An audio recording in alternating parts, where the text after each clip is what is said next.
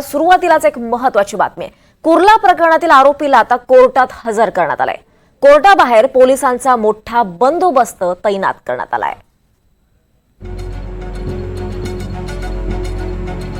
तर काल कुर्ला बस स्थानकाच्या इथे अपघात झाला होता, मोठा अपघात झाला होता आणि या प्रकरणात आता यातील चालकाला, आरोपीला कोर्टात हजर करण्यात आलाय। या अपघातात आतापर्यंत 7 जणांचा मृत्यू झालेला आहे आणि जवळपास 49 जण जखमी आहेत। जखमींवर रुग्णालयात उपचार सुरू आहेत। काल 3 जणांचा मृत्यू झाला आणि आज आणखी त्यात वाढ झाली आहे। अनेक जण गंभीर जखमी आहेत। मुख्यमंत्र्यांनी मदत देखील जाहीर केली आहे आणि या प्रकरणातील चालकाला म्हणजेच आरोपीला कोर्टात हजर करण्यात आले आणि कोर्टाबाहेर पोलिसांचा मोठा बंदोबस्त आता तैनात करण्यात आला आहे। यावर अधिक माहिती घेऊयात। आपल्यासोबत आपल्या प्रतिनिधी जुई जाधव आहेत। जुई, आता या कुर्ला प्रकरणातील आरोपीला म्हणजे चालकाला कोर्टात हजर करण्यात आलाय, नेमकं काय घडतंय सध्या तिथे?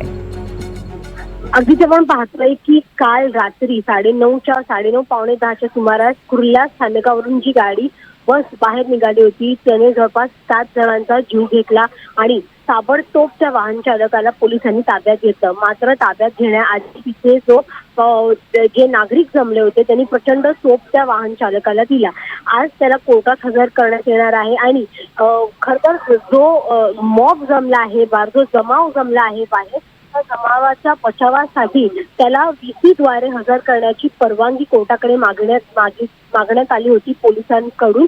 मात्र कोर्टाने ती परवानगी फेटाळली आणि आता या आरोपीला प्रत्यक्षरित्या कोर्टात हजर केलं जाणार आहे।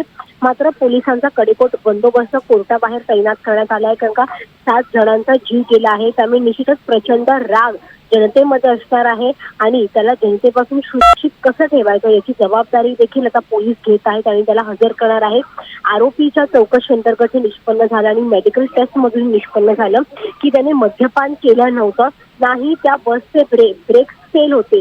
मात्र वाहन चालकाचा ताबा सुटला, कारण त्यांनी अशी मोठी वाहनं कधीच चालवलेली नव्हती आणि 10 दिवस आधी तो रुजू झाला होता आणि रुजू होता त्याला काही दिवसातच मोठी बस चालवायला दिली होती आणि त्याचा ताबा न राहिल्याने ताबा सुटला आणि गाडी सरळ सुसाट सुटली।